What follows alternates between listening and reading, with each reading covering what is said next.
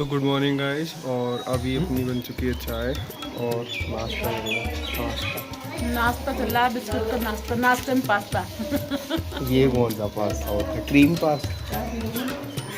तो भाई बस अब ये नाश्ता करके और फिर चलेंगे अपना। तो हेलो एवरीवन, आपका फिर से स्वागत है HR ब्लॉग चैनल पर। तो जैसा कि आप सबको हमने बताया था कि हम आ गए हैं उत्तराखंड के बागेश्वर धाम में, जहां पर हम बागेश्वर मंदिर के दर्शन करेंगे और वहां के बारे में आपको बताएंगे। तो चलिए चलते हैं और आप सब लोगों को भी लेके चलते हैं।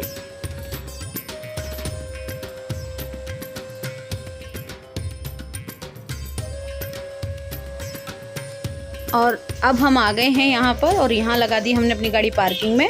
और यहीं पास में ही इन लोकल लोगों ने बताया था कि इसका नाम सरयू नदी है। मुझे नाम पूरा पक्का से नहीं पता है। तो इस नदी में बंदर छलांग लगा रहे थे पानी के अंदर, तो वो चीज़ हम कैप्चर कर रहे थे कैमरे में।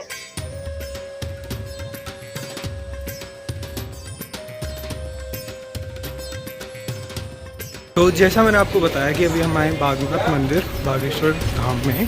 तो ये जो मंदिर है, पहली बात तो यहाँ की खासियत कि ये गोमती और सरयू नदी दोनों यहाँ पर स्थित हैं। और दूसरी बात ये है कि यहाँ पर ऋषि मार्कंडेय जी ने पूजा करी थी शिव जी की, और उन्होंने उन्हें दर्शन दिए थे एक टाइगर के रूप में आकर। तो ये यहाँ की मान्यता है। बाकी आपको अंदर से मंदिर के दर्शन कराते हैं, हम लेकर चलते हैं अपने साथ में। आइए हमारे साथ।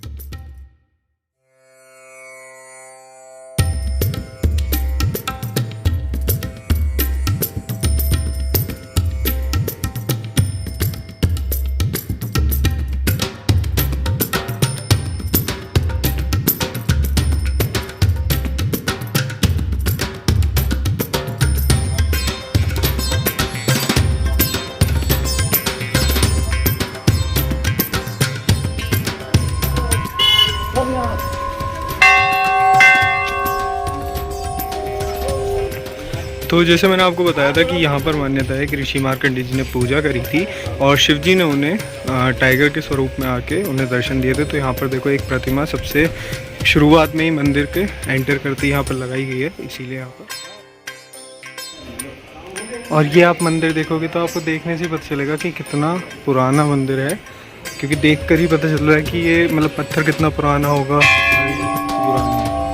और ये एक और यहाँ की खासियत है घंटियों कि यहाँ पर घंटियाँ आपको देखने को मिलती हैं हर प्रकार के साइज़ की, बड़े से छोटी, छोटे से बड़ी, हर तरीके की घंटी आपको यहाँ पर देखने को मिलेंगी।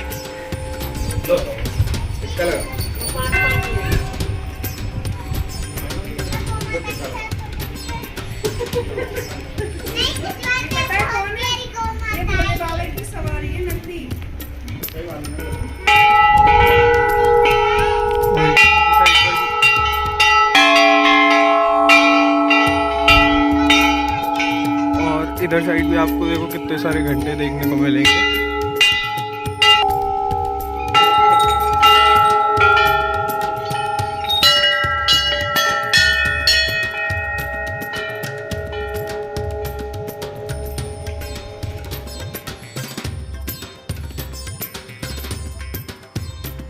तो जैसा कि आप सबको हमने वीडियो के शुरू में बताया था कि ये जगह मार्कंडेय ऋषि के तप की स्थली है, यानी उनकी तपोभूमि है। तो यहाँ पर मार्कंडेय ऋषि ने तप किया था। तो यहाँ पर भगवान शिव एवं पार्वती ने उनको अपने स्वयंभू रूप में ही दर्शन दिए थे। कथा यह है कि कहा जाता है कि एक बार मार्कंडेय ऋषि यहाँ पर जब तप कर रहे थे और महर्षि वशिष्ठ जैसे भागीरथ गंगा नदी को लेके आए हैं, ऐसे ही महर्षि वशिष्ठ जो सरयू नदी को लेके आए थे।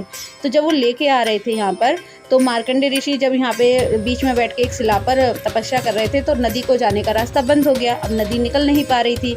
सभी देवताओं ने प्रार्थना करी, सभी ने करा, महर्षि वशिष्ठ ने प्रार्थना की। अंत में भगवान शिव के पास गए सब लोग। तो भगवान शिव और पार्वती ने गाय और शेर का रूप धारण किया और इस तरीके से उन्होंने दिखाया कि मतलब जैसे कि शेर गाय का वध करने वाला है। तो ये देख के जब वो गाय चीखी तो महर्षि मार्कंडेय की जो है एकदम समाधि खुल जाती है। और जब समाधि खुलती है तो वो गाय को बचाते हैं। तो उनके हटते ही वो सरयू नदी वहाँ से बहने लगती है। और जब वो बहने लगती है तो भगवान शिव और पार्वती मार्कंडेय ऋषि को दर्शन देते हैं। और मार्कंडेय ऋषि वही हैं जिन्होंने महामृत्युंजय मंत्र की उत्पत्ति की थी। महामृत्युंजय मंत्र उन्होंने ही लिखा था। बहुत छोटी अवस्था में ही उन्होंने बहुत अच्छा तप करके इस मंत्र की सिद्धि प्राप्त की थी। तो उसके बाद में जब वो नदी बहने लगती है, और ये भी कहा जाता है यहाँ पे गोमती नदी, सरयू नदी और गुप्त रूप से सरस्वती नदी भी बहती है, इसीलिए यहाँ के लोग इसे अपने उत्तर भारत का मतलब उत्तराखंड का वो कहते हैं इसे काशी। तो आप लोगों को उम्मीद है कहानी अच्छी लगी होगी। जितनी मुझे पता थी, जितनी यहाँ के लोकल लोगों ने मुझे बताया, मैंने आप लोगों को बताई। और चलिए बढ़ते हैं आगे वीडियो में। और तब इनके नाम से बागनाथ पड़ा है, क्योंकि यहाँ पे 3 नदियों का संगम होता है, इसलिए यहाँ पे काशी मानते हैं, उत्तराखंड की काशी मानते हैं। 2 नदी है, 2 एक गुप्त नदी है सरस्वती। अच्छा, सरस्वती। हाँ, तब त्रिवेणी कहा जाता है ना, यहाँ पर संगम है। हाँ, ये पूरे शहर का नाम इनके नाम से बाग है। तो वहाँ पर मंदिर में दर्शन करने के बाद थोड़ा सा हम आगे बढ़े, और वहीं बराबर में ही मंदिर में काल भैरव के नाम से मंदिर था भगवान शिव का। तो यहाँ पर भगवान भैरव की मूर्ति है, वहाँ पर भी हमने दर्शन किए सभी ने, और भगवान का आशीर्वाद प्राप्त किया।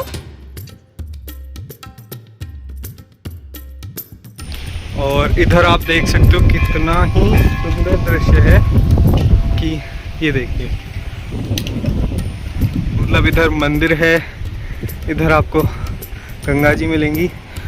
गोमती या सरयू है ना, ये गोमती हैं, वो सरयू हैं, उधर सरयू हैं और ये गोमती हैं। तो इनका संगम हो जाता है यहाँ पर, ऐसा कहते हैं। और जैसा अभी अंदर आपको बताया कि यहाँ पर एक तीसरी नदी सरस्वती नदी भी है, तो संगम बन जाता है, पर वो गुप्त हैं अभी, ऐसा उन्होंने बोला है। कोई दावा नहीं करते हैं, लेकिन हाँ। क्योंकि हमने यहाँ सुना है इसलिए हम बता रहे हैं।